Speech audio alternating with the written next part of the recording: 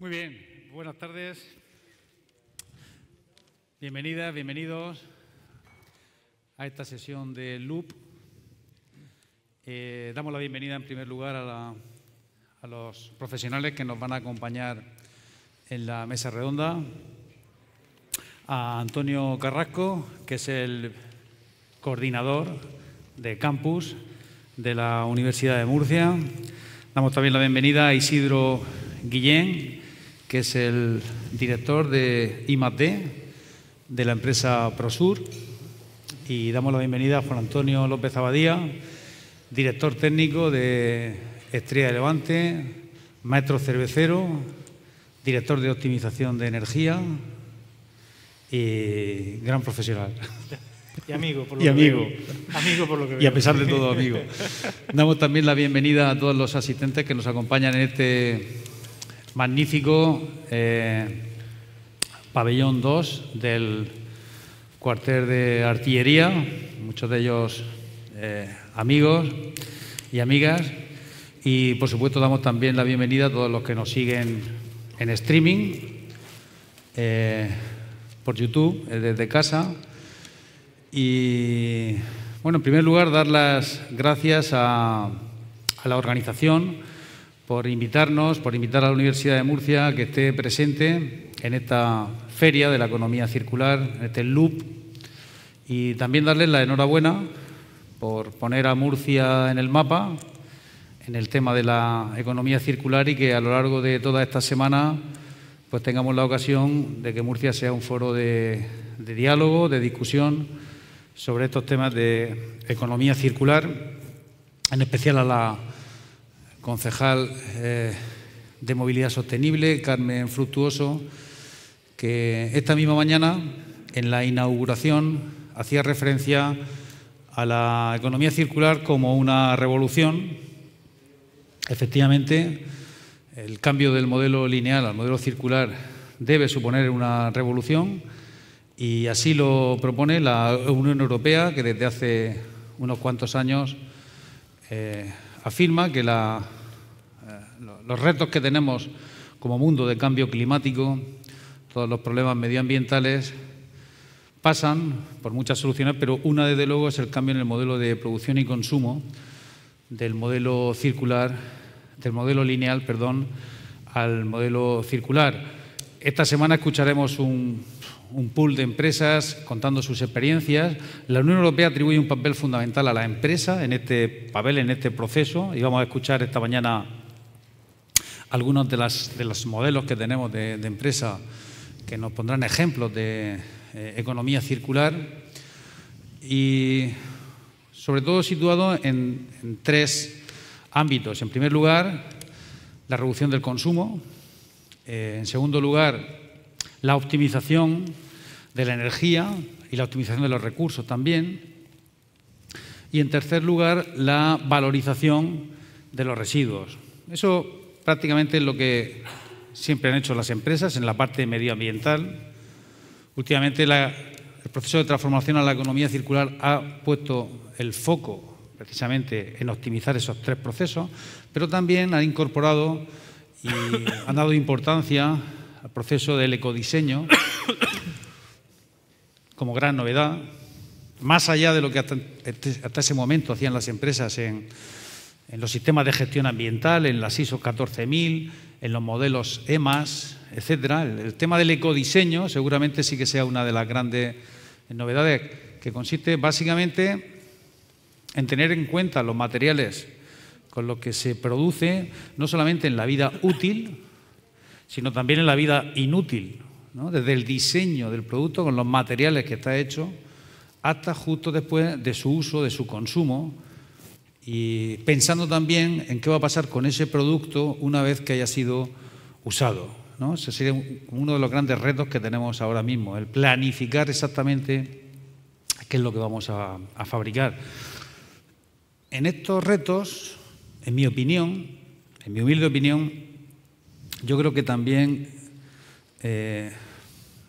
lo más importante que nos queda por vencer seguramente sea no la parte de la producción responsable, sino del consumo responsable, en la medida en la que la economía circular también supone un ámbito de actuación no solo de empresas, sino de consumidores. Y los consumidores, en la medida en la que todos los días compramos, utilizamos, reciclamos, pues sea el gran cambio que nos queda por abordar. No solamente en nuestro comportamiento, sino también en ejercer nuestra soberanía como consumidores. Realmente, si los consumidores decidiésemos acertadamente lo que compramos, podemos transformar el mundo. Pero también podemos transformar el mundo pensando lo que compramos y a quién se lo compramos. Decidir con nuestra soberanía cuáles son aquellas empresas que merecen la pena seguir en el mercado y aquellas empresas que, como consumidores, podríamos expulsar del mercado. Y eso yo creo que es también el reto de la economía circular y la fortaleza de la economía circular. Cambiar hábitos, consumos y cultura. Y para cambiar las culturas todos sabemos que lo más importante es la educación de la ciudadanía en general y particularmente el de la educación en los centros educativos, en los institutos, en las escuelas. Ahí es donde tendríamos que realmente focalizar una parte importante del esfuerzo en cambiar los modelos de comportamiento y de consumo, ¿no? En la universidad hemos puesto en marcha algunos proyectos para sensibilizar a nuestra comunidad de estudiantes. Hemos puesto en marcha programas de sensibilización en temas de objetivos de desarrollo sostenible, como el proyecto Obsesiones, pero también hay un trabajo que se está haciendo a nivel de campus sostenible, intentando que los universitarios, que mañana serán los líderes de opinión, sean apóstoles de este cambio de modelo que necesitamos, del cambio lineal al cambio en economía circular.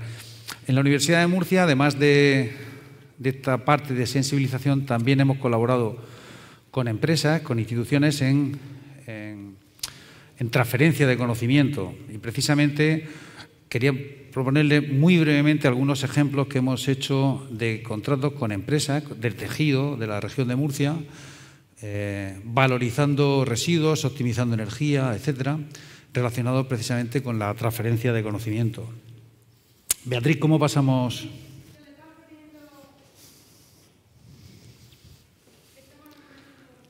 Vale, la presentación. Bueno, pues si acaso ahora después comentamos algún ejemplo, pero justamente hoy lo que queríamos aquí con esta mesa de experiencia es... muchas gracias.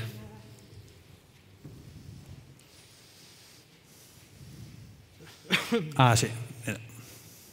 Sí, bueno, aquí tenemos algunos de los ejemplos que quería comentarles de proyectos que se han hecho de empresas con la Universidad de Murcia en valorización. Por ejemplo, el de Hijos de Juan Martínez, utilizando nuevos cueros reciclados justamente a partir de cueros de desechos de pieles existentes. En el IFRUSA, utilizando la industria del caracol. El INALSA también es un proyecto muy interesante de nuevos piensos, de productos procedentes de subproductos de camelina. El de Estrella de Levante, que ahora nos comentará Juan Antonio López Abadía. En GISAP, trabajando los piensos, en este caso, aprovechar los purines que se derivan del ganado. El caso de Aguas de Murcia, en optimización a través de hongos para obtener poder calorífico de los lodos. Esto creo que también estabais trabajando en algún proyecto con ellos, ¿no, Juan Antonio, de Estrella de Levante? En AMC, aprovechar también productos procedentes del procesado de cítricos. Garlic, con el tema del ajo. Eurocaviar, que es este que trabajáis también vosotros, Juan Antonio. El caso de Prosur, que ahora nos explicará Isidro, o el caso de Perichán, cómo valorizar el procesado industrial de tomates frescos con tecnologías no térmicas. En este caso, combinando lo que es valorización de residuos con optimización energética. En definitiva, muchos proyectos diversos, variados. Tengan en cuenta que la Universidad de Murcia tiene más de 1.500 investigadores, investigadoras, cada uno de ámbitos muy distintos, como hemos visto aquí, de nutrición, de bromatología, de contaminación, de biotecnología, trabajando, la mitad aproximadamente son del área de ciencias, de química verde, química sostenible, tecnología de alimentos. Y esos grupos centralizan toda su actividad de economía circular a través del vicerrectorado de transferencia y divulgación científica, o a través, también les dejo la referencia de la cátedra de RSC, a la cual dirijo, y que también estamos centralizando muchos de los procesos que se están poniendo en marcha de economía circular. También tenemos a Salvador Ruiz de Maya, que es el director de investigación y que centraliza buena parte de estos proyectos de economía circular. Muy bien, pues damos paso ya, si acaso, a las experiencias que nos cuentan los ponentes que nos acompañan en la mesa, y cedemos la palabra, en primer lugar, a Isidro Guillén, que es el responsable de I+D de Prosur. Isidro, cuando quieras, yo te lo pongo. Sí, no, solo sí. Hola, buenas tardes a todos.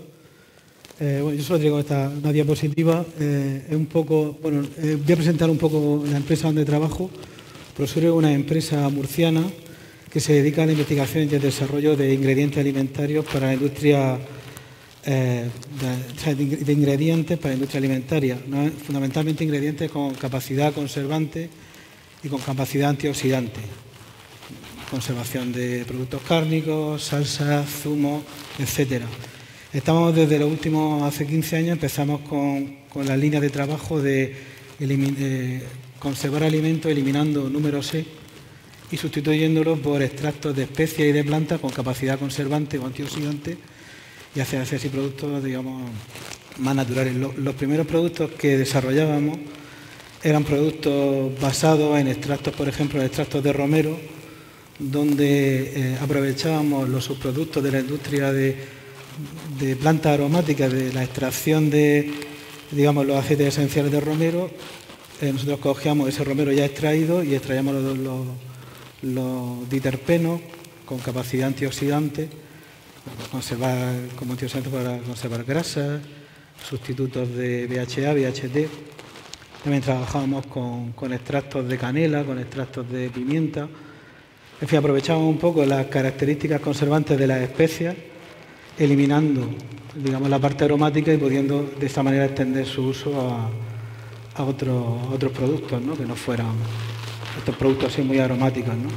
Digamos, este tipo de tecnología que usábamos es una tecnología, digamos, de una extracción selectiva en la que íbamos buscando determinados activos presentes en estas plantas, los procesábamos soportándolos, atomizándolos con otros ingredientes como almidones, dextrina, maltodextrina, ciclodextrina, y con eso conseguimos un producto que luego es que vendíamos a nuestros clientes, que son otras empresas. Nosotros no vamos al consumidor final, sino que trabajamos con otras empresas. Hace 3 años o por ahí empezamos a trabajar en una nueva línea de productos, de ingredientes con capacidad conservante, y era buscando la tecnología la idea de conservar alimentos con alimentos.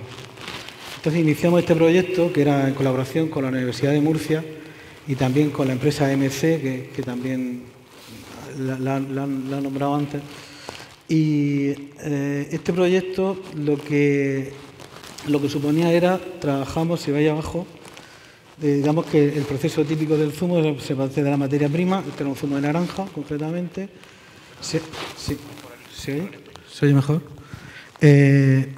Se hace la... ¿Se oye mejor? ¿Sí? ¿Lo de antes se me ha oído? Sí, sí. Bien. Claro, es que no sé si estaba hablando yo solo aquí. Bueno, se hace una extracción, se exprime la naranja, ¿vale?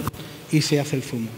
Proceso lineal, ¿vale? Nosotros lo que aprovechamos aquí fueron 2 subproductos de hacer zumo de naranja, de la producción de zumo de naranja.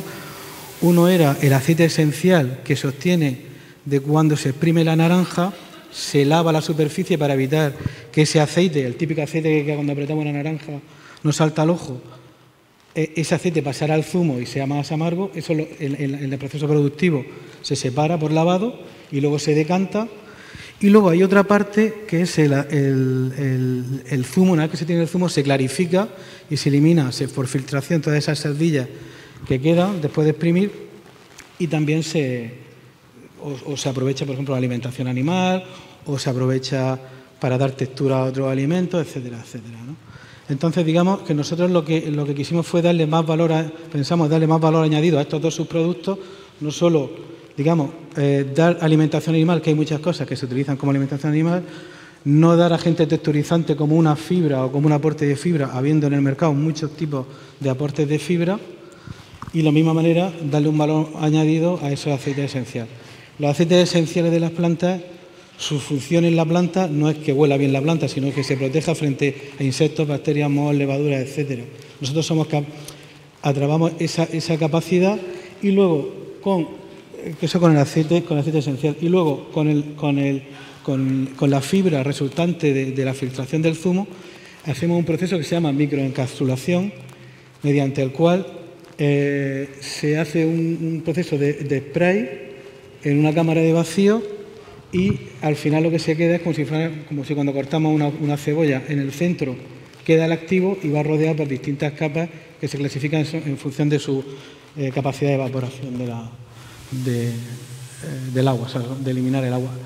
Todo esto lo tenemos en la planta que tenemos aquí en Murcia. Pues solo tenemos una planta aquí en Murcia de 14.000 metros cuadrados, toda cubierta con placas solares, que es lo que alimenta, en la medida que nos deja Iberdrola, es lo que alimenta el atomizador. Luego, una vez que hemos hecho el proceso de encapsulación, lo volvemos a incorporar al zumo.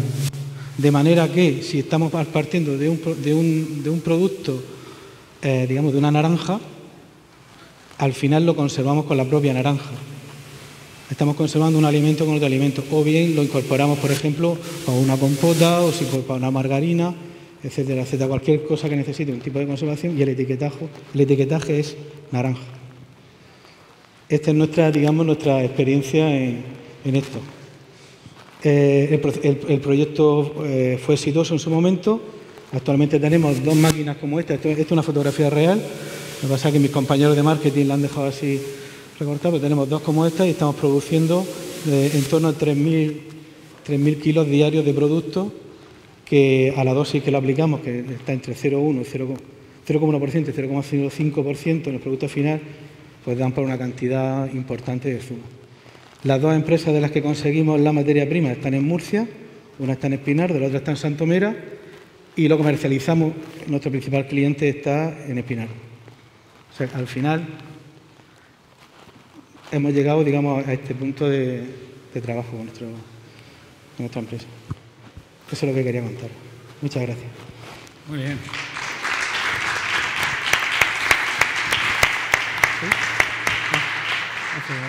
Vamos a dejarlo aquí, por si acaso ahora lo necesitamos.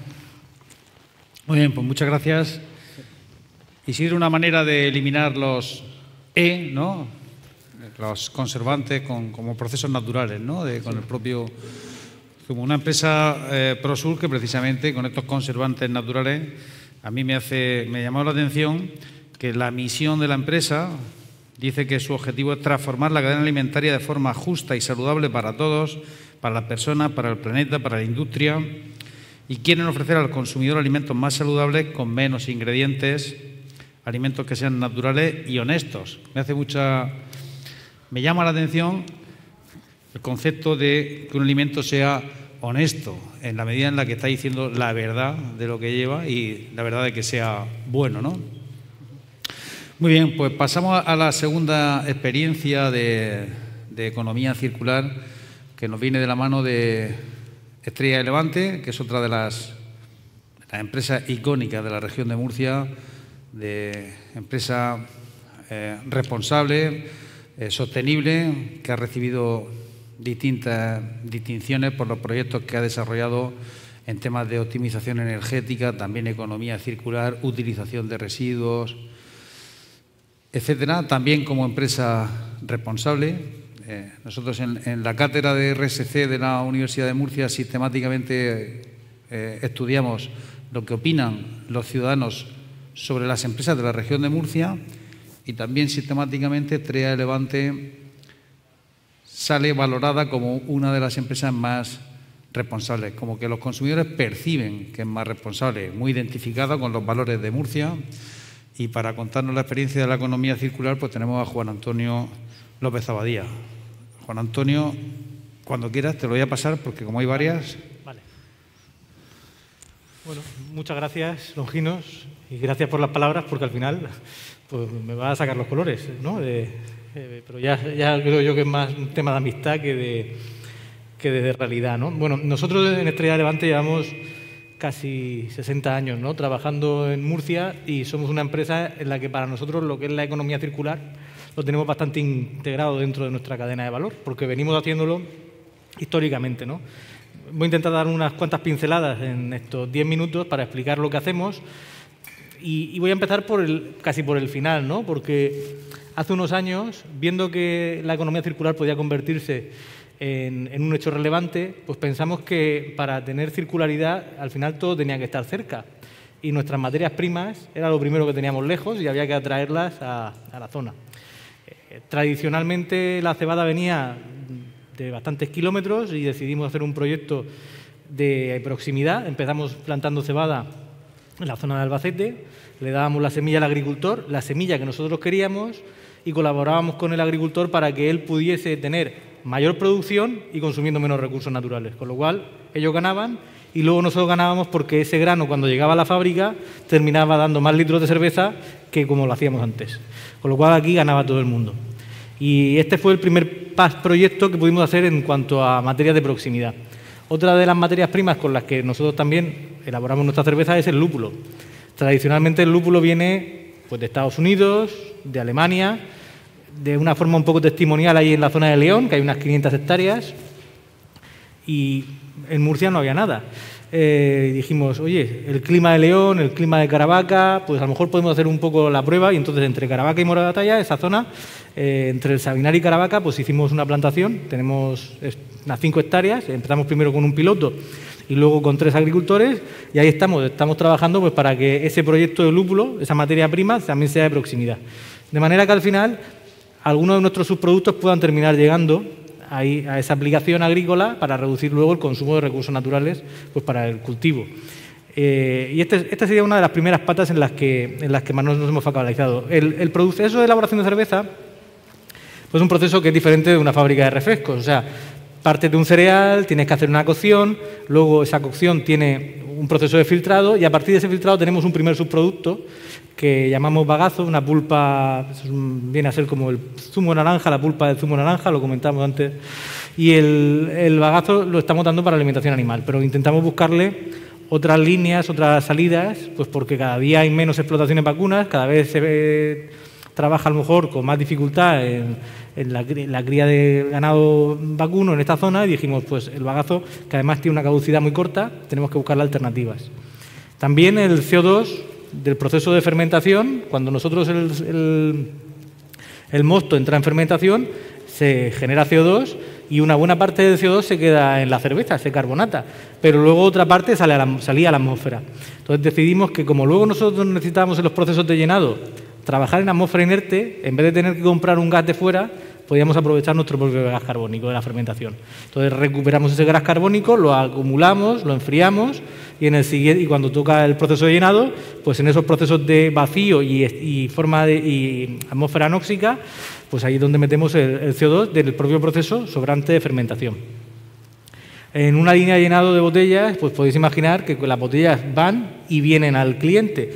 Esa botella que va y viene tiene una vida, y al final llega un momento en que la botella está sucia, desgastada, o incluso puede ser que se produzca un proceso de mal llenado en el que tienes que rechazar. Pues todo el vidrio que se rechaza en las líneas de envasado lo devolvemos a la vidriera para intentar producir más botellas de vidrio. De manera que el contenido que tenemos en calcín, que es una botella de vidrio, tiene sílice o calcín. El calcín es el vidrio reciclado, el que echamos en el iglú verde, pues para intentar tener mayor contenido de calcín y menos de sílice.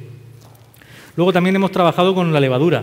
La levadura es el ser vivo que usamos nosotros en el proceso de fermentación, que transforma los azúcares que había en el grano de cebada malteada, pues ese azúcar se convierte en alcohol y en CO2, y eso lo hace la levadura.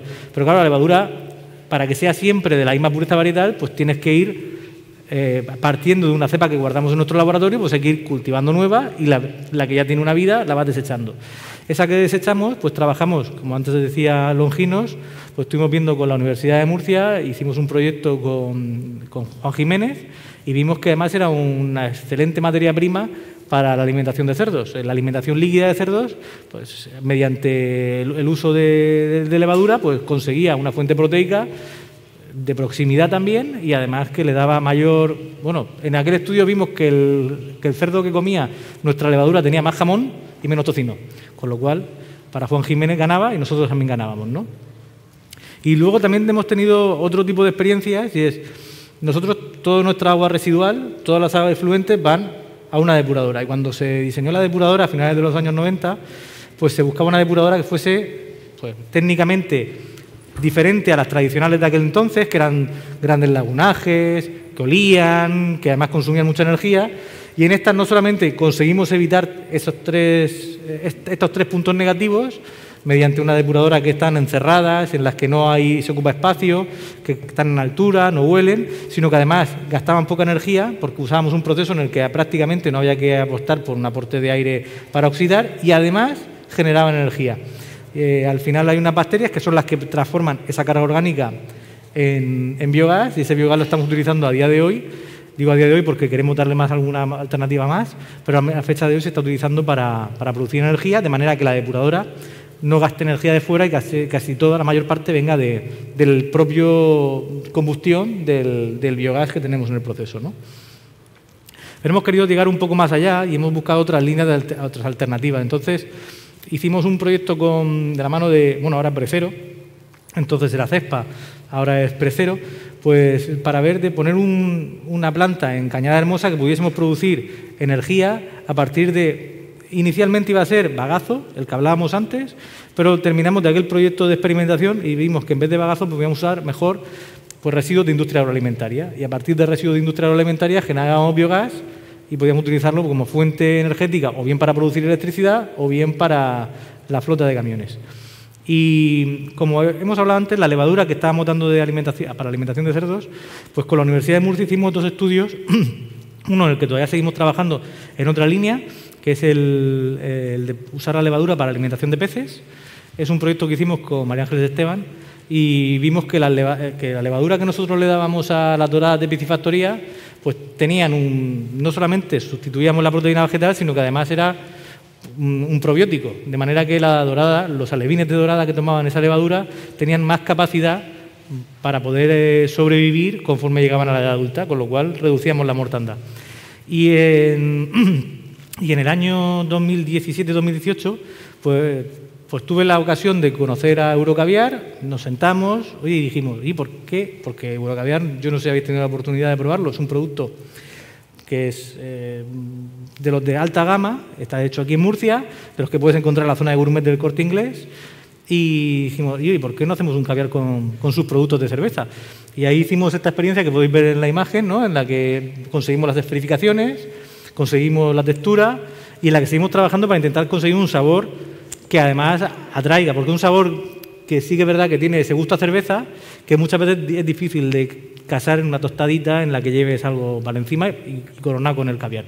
Pero conseguimos hacer un producto que además lo hicimos con la universidad, con María Jesús Periago, de manera que ese producto además tuviese el registro sanitario, las condiciones para poder ponerlo en el mercado y de hecho lo tenemos, o lo tienen ellos ya perfilado a partir de nuestros productos y simplemente estamos en la línea de conseguir la parte de saborizante, ¿no? de sabor, de buscar la proporción para que el sabor te dé el gusto que tú quieres, ¿no? Y ahora mismo estamos trabajando en un último proyecto, es un proyecto, yo creo que lo voy a presentar hoy aquí por primera vez, le llamamos Segunda Vida. Cuando nosotros ponemos un cliente, nos dice, oye, que queremos tener vuestra cerveza en el bar, pues vamos, le ponemos las sillas, le ponemos a jugar las mesas, le hacemos una decoración, ¿no?, del bar. Ese cliente sigue con nosotros y, bueno, pues puede pasar muchos años, pero es posible que el material de la terraza pues se envejezca y hay que cambiarlo. Lo tradicional era comprar uno nuevo y volver a ponerle un material de terraza nuevo.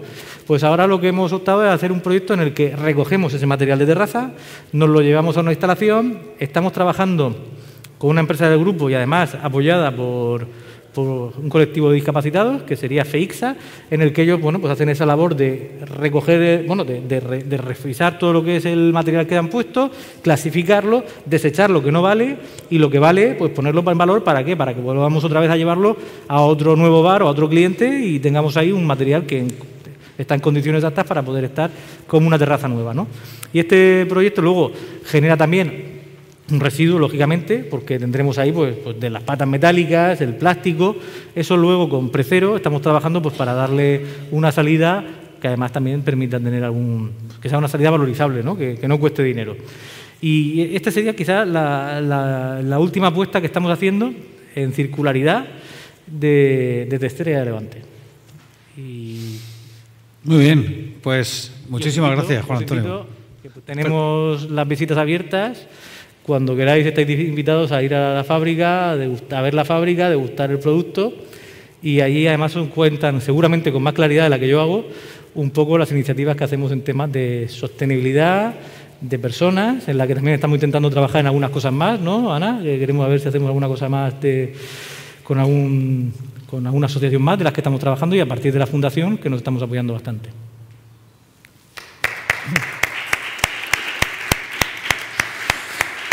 Muy bien, pues muchísimas gracias, Juan Antonio. Siempre da gusto beberse una buena cerveza, pero ahora nos la vamos a beber más a gusto todavía, sabiendo que detrás del producto hay una apuesta seria por la sostenibilidad y que se hacen las cosas bien, ¿no? En la empresa. Además, he puesto algunos ejemplos que son interesantes. Este último, que más allá de la economía circular, también, como modernamente se diría, es un proyecto 360 porque lo toca todo. Toca los aspectos de eficiencia energética, de distribución, de reutilización y además integra también el tema de la integración social y la solidaridad, trabajando con empresas del tercer sector, con entidades del tercer sector que además, hay que decirlo, en Murcia funcionan muy bien. Es decir, que todas las empresas que establecen proyectos con entidades del tercer sector de este tipo generalmente están bastante satisfechas y ganan mucho más de lo que aportan, ¿no? Don Gino, si me permite, me gustaría además añadir que estos proyectos incluyen lo que para mí es una de las máximas en temas de economía circular o de protección de la sostenibilidad, y es la ecoeficiencia. Al final son todos proyectos que muchas veces se sustentan económicamente, porque es difícil empezar un proyecto que luego con el tiempo no se pueda mantener. Y lo bueno que tienen todos estos proyectos es que al final tienen siempre una componente económica, y es que la economía circular es rentable. Si la sabes explotar, es rentable. Porque si no, los proyectos no se pueden mantener. O sea, un proyecto de economía circular perdiendo dinero sería algo ilógico.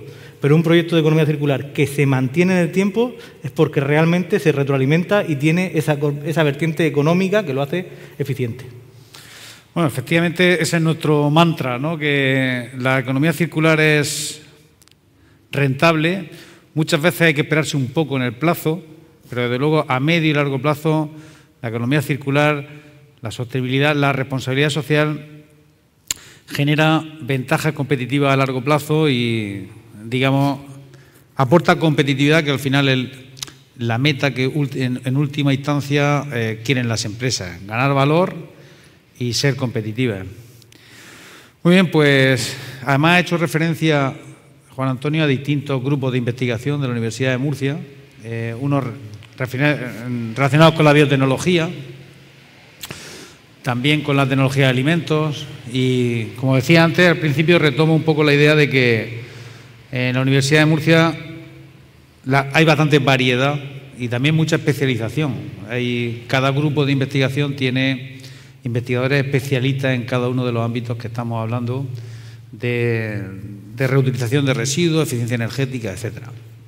Muy bien, y en tercer lugar, pues queríamos también conocer lo que estamos haciendo en la Universidad de Murcia en temas de economía circular, porque, como bien dice Javier Gomá, que es uno de los filósofos que más me gustan actuales, Estamos en una época en la que necesitamos ejemplaridad. Hay que seguramente hablar menos, hacer más. Necesitamos más referentes y menos influencers, seguramente. Y siempre tenemos que predicar con el ejemplo. El ejemplo es seguramente una de las mejores palabras, del mejor mensaje. Y también en la Universidad de Murcia queríamos dar una breve idea de todo lo que estamos haciendo en economía circular como ejemplo de lo que después decimos a nuestros estudiantes, a la universidad, en general a la comunidad autónoma, a la ciudadanía, a las empresas que deben apostar. Y para ello pues tenemos a Antonio Carrasco, que es el coordinador del campus de infraestructura y uno de los responsables de Campus Sostenible, que aglutina todas las políticas de sostenibilidad y economía circular de la Universidad de Murcia. Compañero, cuando quiera. Gracias. Bueno, vamos a presentar una serie de actuaciones que realiza la Universidad de Murcia dentro del área de la sostenibilidad con relación a la economía circular. En concreto, dentro del programa Campus Sostenible. Este programa se inicia aproximadamente en el año 2000 con los objetivos del milenio como modo de concienciación, ¿no?, de la universidad hacia esa sostenibilidad hacia la que se encamina la sociedad. Son muchas las iniciativas que se han desarrollado, yo aquí os traigo unas cuantas. Dentro de la economía circular, la primera que hemos impulsado muchísimo a nivel de política es la política de las 3 Rs. Es decir, partiendo que somos empresa pública y que dentro de la propia empresa pública lo que debe primar es la austeridad, el aprovechar los recursos, y eso nos lleva a buscar la máxima reducción de productos o de servicios que no sean necesarios, intentando alargar al máximo lo que es la vida de los productos. Tenemos convocatorias que llevan a reparación de equipos para intentar alargar al máximo esa vida útil. E incluso tenemos talleres a partir de los cuales con impresoras 3D somos capaces de desarrollar piezas que luego reemplazamos en los equipos y alargamos algunos de ellos. Hace poco me comentaban compañeros de la universidad que, por ejemplo, en un aparato de depuración de agua, un Milicube, habían conseguido llegar a los 30 años de vida útil, porque dejaron de fabricar lo que eran filtros. Otra de las políticas que tenemos allí, además de la de reducción, llega a un determinado momento, si vemos que un aparato ya no tiene utilidad para un determinado objeto, como puede ser la investigación, se intenta buscar otro provecho y se busca siempre lo que es la reutilización. Dentro de la universidad intentamos no desaprovechar nada. De hecho, los equipos de investigación, si alcanzado un momento un equipo ya no sirve para una determinada fiabilidad a nivel de investigación, se puede reaprovechar en lo que sería docencia. A veces dentro de la propia universidad o a veces con convenios con institutos o colegios, a partir de los cuales, pues, cediendo maquinaria, ¿no?, pues se pueden beneficiar de estos aparatos que a lo mejor para nosotros no tienen ya esa utilidad, pero para ellos sí. Con lo cual alargamos y damos a la sociedad, ¿no?, pues unos aparatos que pueden seguir siendo aprovechados por otros usuarios. También dentro de los equipos, por ejemplo, los equipos informáticos también los solemos intentar alargar al máximo en cuanto a vida útil. De hecho, tenemos un proyecto que es el proyecto Reciclática, con el cual siempre se retiran los equipos, se realizan reactualizaciones en los mismos y se intentan reaprovechar en otra parte de la universidad. A lo mejor un equipo de informático que ya no te vale para investigar, reaprovecharlo te sirve para un control de barreras o para un sistema de consulta en biblioteca o incluso para una proyección de docencia en un aula, con lo cual siempre se consigue intentar buscar esa máxima durabilidad de lo que son los equipos informáticos. Con el mobiliario hacemos lo mismo, exactamente, alargar al máximo su vida útil. E incluso con los materiales de construcción a veces se intenta buscar también la manera de reaprovecharlos. Y de hecho tenemos en el campus un invernadero bioclimático que fue construido con partes de edificios que se quitaron, ¿no?, por obsolescencia y que hayan encontrado una utilidad con lo cual pues no ha servido para generar un edificio totalmente reciclado en el campus. Siempre ese espíritu, ¿no?, de economía circular. También merece especial mención dentro de las 3 Rs el objeto de reciclaje. Dentro de la universidad, como tenéis aquí, reciclamos tanto en el interior por distintos cubos, separando, ¿no?, lo que son los distintos residuos, los mismos, a la vez que también se hace reciclaje de aceites o aparatos eléctricos, o tenemos 2 puntos limpios en los campus universitarios, además de convenios de recogida de juguetes y de ropa, pues siempre buscando, ¿no?, ese máximo reciclaje. En estos últimos años, además, se ha emprendido por parte de un grupo de investigación de la universidad, al frente de del proyecto está Antonio Escarmeta, un proyecto que se llama Humus Living Lab, con el que se pretende monitorizar pues, al máximo la universidad con el objetivo de tener pues, un control, ¿no?, de esa sostenibilidad. De hecho, se han instaurado en esta parte inicial del proyecto un proyecto europeo FEDER por importe de unos 400.000 euros, unos 4.000 sensores dentro del campus con los que controlamos calidad del aire, controlamos temperatura, controlamos usuarios en aulas, usuarios en edificios, personas que cogen transporte, controlamos la calidad del agua, o sea, las mediciones del agua, y también controlamos lo que son los residuos. La finalidad es que si medimos, seremos capaces de poder hacer políticas de sostenibilidad y de reducción de esos residuos a través de estas mediciones. Otro de los aspectos que también nos quería señalar es el espíritu de búsqueda continua de la sostenibilidad. Creemos, ¿no?, que una empresa que busca la sostenibilidad tiene que insertarlo como filosofía suya de trabajo y estar abierto, ¿no?, a lo que los propios usuarios te digan, compañeros de investigación. Instaurar esa búsqueda permanente de nuevas iniciativas que te lleven a mejorar dentro de la economía circular esa sostenibilidad. Tenemos también programas de movilidad sostenible, en los cuales pues, tenemos bicicletas de préstamo gratuitas a largo plazo que se prestan a unos usuarios, pasado el tiempo la devuelven, se reajustan y se prestan a otro usuario, siempre, ¿no?, buscando esa utilidad en el largo plazo y el sacar el máximo provecho a los recursos. Tenemos también varios programas de digitalización, pensando lo mismo en cómo reducir productos, cómo reducir servicios que no sean necesarios dentro de la universidad. Dentro de esos objetivos de digitalización ahora mismo estamos en búsqueda, por ejemplo, para reducir residuos, en proceso de sustituir.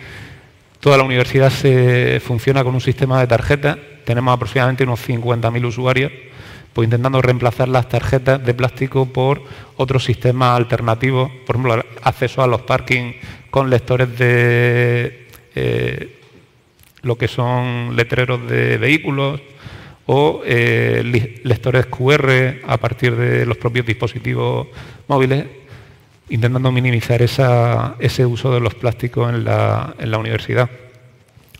Luego también os quería comentar, dentro de la economía circular, otro ejemplo de iniciativa que hemos desarrollado en el campus, que tiene que ver con el tema del agua.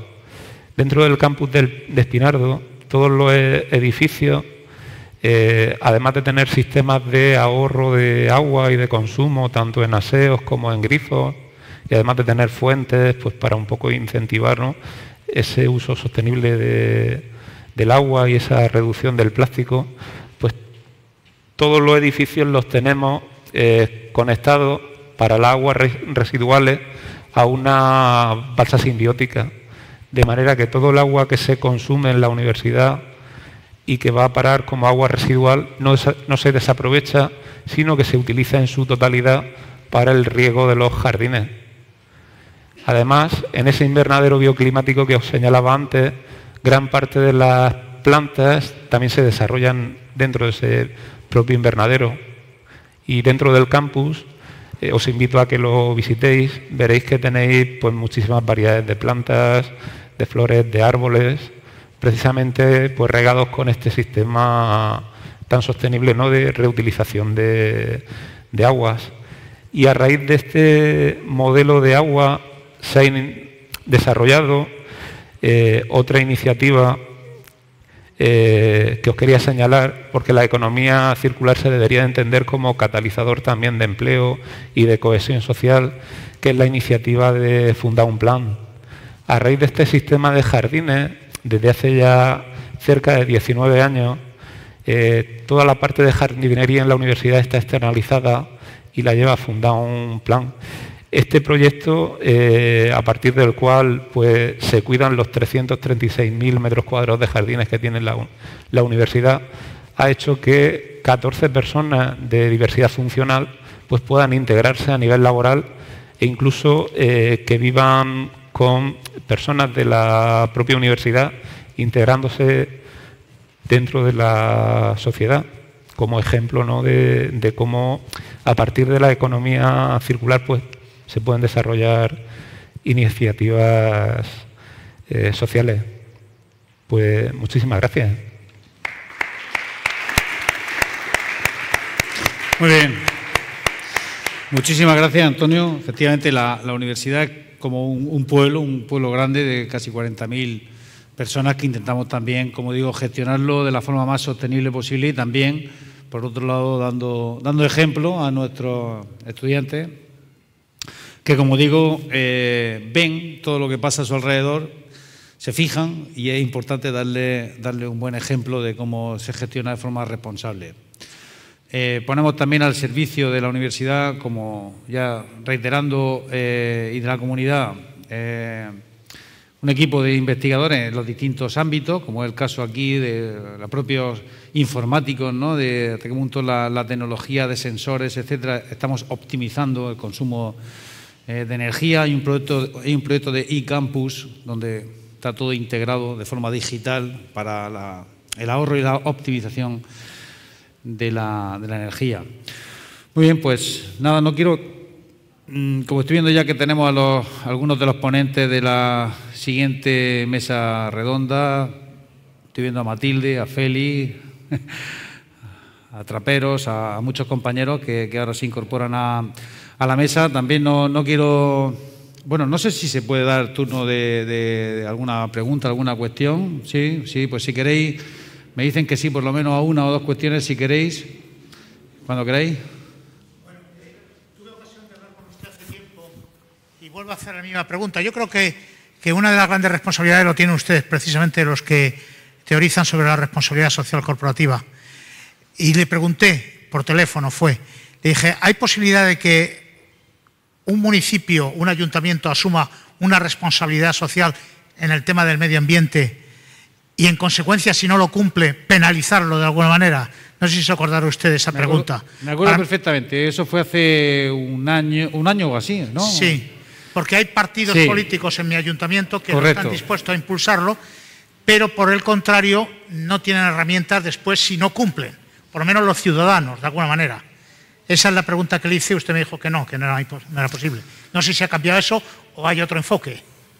Bueno, realmente la normativa sí que es de obligado cumplimiento. Hay legislación medioambiental que es así que, digamos, cualquier ciudadano, cualquier municipio, cualquier institución, cualquier administración pública tiene la obligación de atender y por eso puede ser sancionado.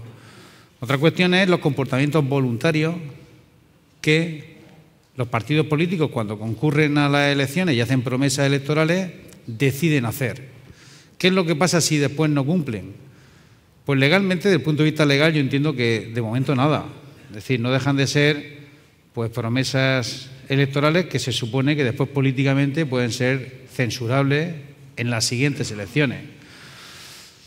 Entonces, la mayor parte de los programas relacionados con responsabilidad social en general son programas de carácter voluntario, en el que el responsable puede ser un alcalde, puede ser un consejero, digamos, voluntariamente asume ciertos retos, que pueden ser muchos medioambientales, pero hay otros que son de contratación, temas sociales, como hemos visto, etcétera. Y por eso no pueden ser sancionados legalmente. Nosotros, por ejemplo, hicimos un ranking de municipios responsables. Pues hay algunos que salían, bueno, algunos no. Si hace un ranking, obligatoriamente hay unos que aparecen los últimos. ¿Qué tipo de penalización pueden tener sus responsables? Pues desde el punto de vista legal, ninguna, puesto que son comportamientos voluntarios. Y bueno, pues en ese ámbito nos movemos. En el de la voluntariedad, en la mayor parte de este tipo de decisiones. Otra cuestión distinta es cuando alguien incumple una ley, una normativa. Vamos a decir la normativa en general, pues no tienen por qué ser leyes, ¿no? Entonces, ahí sí que hay sanción, ahí sí que puede haber una sanción y cualquier ciudadano puede denunciar. Bueno, la idea era globalizarlo todo, dentro de una responsabilidad, esa es un poco la... Sí. Porque si uno se mete a pleitear por un vertido de basura o por lo que sea, al final... Pero eso sí puede ser incumplir la ley. Un vertido ilegal sí es incumplimiento de una ley. Ahí sí. Es decir, la ley, bueno, la ley, entendía, la normativa sí que impide vertir basura donde no se debe. Y ahí sí que se puede denunciar. Es decir, que un ayuntamiento puede no hacer voluntariamente las cosas que puede hacer voluntariamente, pero sí está obligado a cumplir la ley y la normativa, que la mayor parte de muchas es local. Entonces, ahí sí que se puede denunciar. No sé.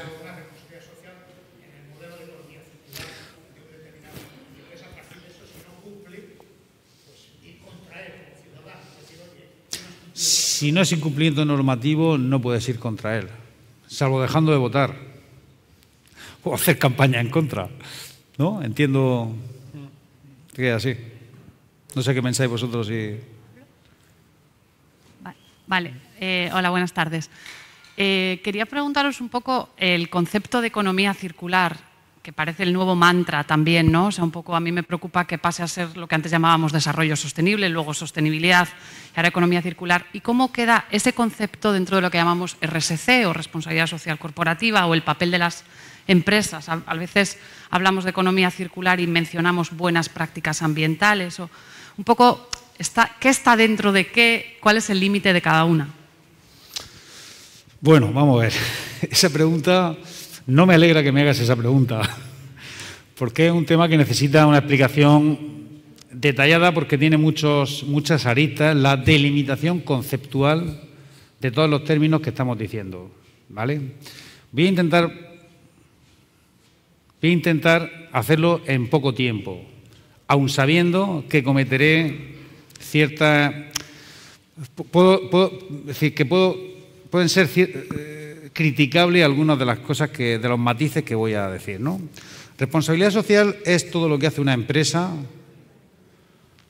buscando generar impactos positivos en su grupo de interés, incluido el medio ambiente, incluido los trabajadores, el buen gobierno, la gobernanza, y minimizando impactos negativos. Es decir, todo lo que tú haces, te comprometes a hacer, haces un plan en tu comportamiento diario, eso sería tu responsabilidad social.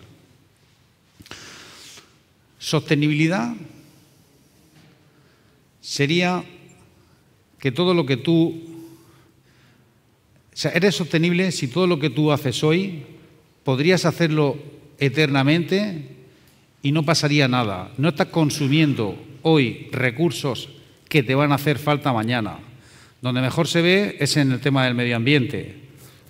No somos sostenibles si consumimos los recursos del planeta 2 veces más de lo que deberíamos. O una empresa no es sostenible si consume muchos más recursos de los que puede, o desde el punto de vista financiero, si gasta más de lo que ingresa, etc. Luego, un comportamiento es sostenible si se pudiese hacer así siempre. Por tanto, normalmente un comportamiento responsable es equivalente a un comportamiento sostenible, porque están maximizando impactos positivos, minimizando negativos, y así podrías vivir eternamente bien y esa empresa tendría futuro. Pero son distintos ángulos. Y la economía circular, que se fundamenta sobre todo en temas medioambientales, aunque también se puede extrapolar el concepto a temas sociales o de gobernanza, pero sobre todo posicionado en el tema del medio ambiente, es todo lo que hace una empresa por consumir poco y dejar pocos restos. Es decir, minimizar el consumo, optimizar el consumo de energía, de agua y diseñar productos y servicios para que eso no genere residuos posteriormente y puedan ser otra vez metidos en el sistema. Y más cosas, por ejemplo, el uso de los materiales que coges, cómo diseñas el producto para que al final sea fácilmente o reciclable o incorporado nuevamente al producto, etc. Y la mayor parte son temas medioambientales. ¿Se podría resumir en que la economía circular es la gestión medioambiental de la empresa? Más o menos. Lo que pasa... Sí, las RSC son comportamientos de gobernanza, económicos, sociales y medioambientales. Desde esa perspectiva, la economía circular sería una parte de la RSC. Pero sí es verdad que la economía circular ha introducido nuevos elementos en el sistema que hasta ahora la responsabilidad social y la sostenibilidad no había introducido. Sobre todo el ecodiseño, es decir, pensar en todo lo que lleva el producto desde antes que de diseñarlo, y después la economía circular como concepto se ha impuesto porque introduce el comportamiento del ciudadano. Luego hay economía circular de empresas, desde el punto de vista de la producción y del consumidor. Con lo cual, si una administración como el Ayuntamiento de Murcia quiere hacer una apuesta seria por el medio ambiente en general, si se quedase solamente con sostenibilidad, con RSC, estaría pensando solamente en empresas. Mientras que el concepto de economía circular es, este es el reto, que cada uno coja su parte. Las empresas tienen una parte, los ciudadanos tienen otra, y las instituciones tienen otra, y el tercer sector tiene otra. Es decir, el concepto de economía circular, como tú bien decías, es el nuevo mantra en la medida en la que implica a todos los actores. Y solo así se puede arreglar los problemas medioambientales. Mientras que si solamente hace referencia a RSC medioambiental, estaría pensando solamente en las empresas. No sé si he cometido varios ¿no? Pero más o menos esa sería también es mi opinión. No sé si cada uno también, estos son temas también todos muy pantanosos, porque el propio concepto de sostenibilidad es un concepto eternamente maleado, utilizado para todo. Y entonces también cada uno, incluso cada investigador, tiene su propia acepción de lo que es la sostenibilidad. Pero he intentado más o menos.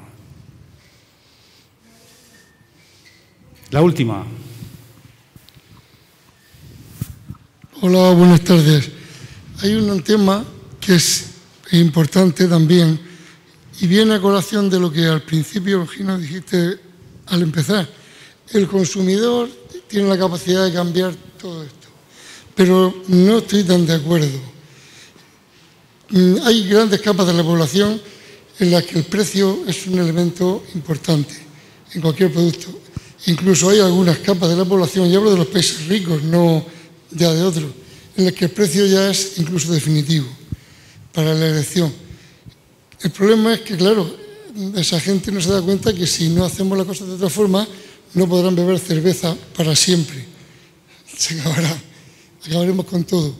Entonces, las empresas necesitamos también de una normativa potente y de una capacidad inspectora razonable que a los que queremos hacer las cosas de otra manera, porque queremos estar para siempre, pues nos permitan no tener competencia desleal y que avancemos. O sea, si no hay una combinación fuerte de una normativa avanzada para que los cambios sucedan, no vamos a tener. Entonces, yo lo que quería decir es que la universidad quizás debería subir el altavoz, subir el volumen de lo que sería una prescripción más potente, socioeconómica, que hiciera más de Pepito Grillo, que fuera más incómoda para que las fuerzas políticas, que a veces están a por uvas, puedan centrarse un poco en que tenemos la necesidad de poder comer las empresas que lo hacemos bien, porque será la única forma de que comamos todos mañana. Y esa labor de prescripción, tipo Pepito Grillo, la universidad creo que es el punto clave, porque puede hablar con razón y puede hablar con una técnica, una tecnología, una investigación, o sea, puede ser incuestionable y creo que puede poner en el disparadero pues, todos los temas que nos van a acuciar en 4 días. Nada más, era solo eso. Muy bien, pues nada, primero gracias por la reflexión, la cual comparto en prácticamente su totalidad.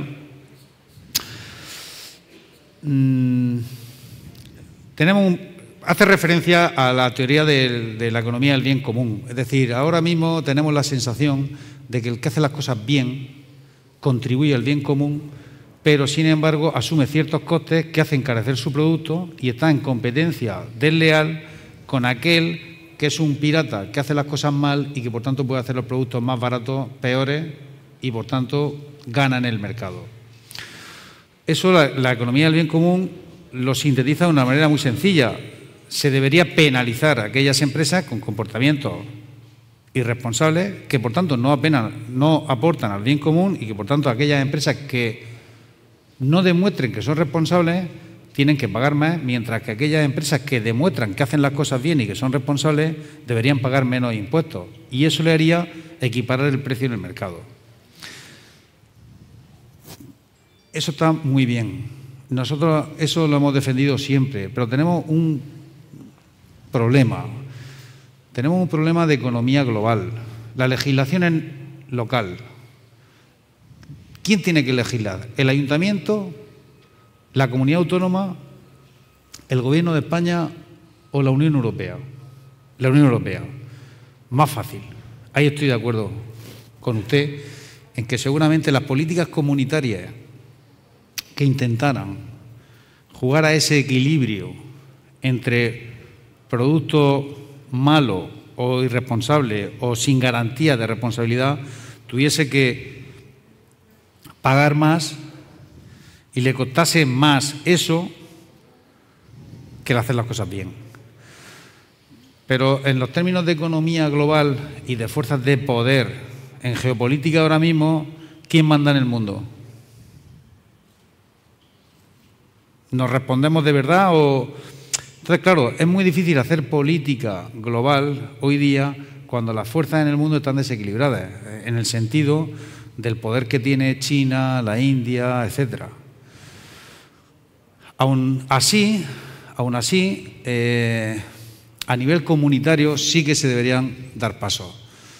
Dar pasos para hacer digamos, para defender a nuestras empresas que hacen las cosas bien, donde aquí los estándares que se exigen en temas sociales, en temas medioambientales, de igualdad, etcétera, son estándares altos o medioambientales y pudiesen competir con cierta dignidad, por lo menos, con aquellos productos que vienen cuya procedencia no sabemos ni sus comportamientos medioambientales. Entonces, bueno, el problema que tenemos hoy día con respecto a hace 20 años o 30 años es que la economía es tan global y las fuerzas en el mundo han cambiado que eso es muy difícil hacerlo, pero se debe hacer. Es decir, tenemos que seguir defendiendo eso. Pero cada vez lo tenemos más difícil. Cada vez lo tenemos más difícil porque quien manda en el mundo cada vez está cambiando más rápido. Y bueno, pues ahí tenemos que aguantar. No quiero tampoco ser pesimista, pero Pero yo creo que vuelvo a reivindicar la soberanía del consumidor y la educación. Y saber cada uno que cada vez que entra a un sitio a comprar algo, su decisión es muy importante. Eso es lo que tenemos que trasladar un poco a la ciudadanía y sobre todo a la gente más joven. Cada acto de compra significa muchas cosas y por tanto tenemos que pensarlo. No es una cuestión de torturarse, ¿no? pero sí pensarlo. Muy bien, pues yo al final me he quedado hablando aquí solo. Pues nada, ¿queréis añadir algo a esta reflexión? Seguramente sí, ¿no? No, estamos aquí aprendiendo. ¿Alguna reflexión? Muy bien, pues no queremos hacer tampoco esperar mucho a compañeros y compañeras que vienen ahora, así que, pues nada, dar las gracias nuevamente a Beatriz, a David, a la organización por el evento, por invitarnos y, por supuesto, muchísimas gracias al público por estar aquí. Y sobre todo a los ponentes. Muchas gracias a los ponentes por los magníficos testimonios que nos han dado.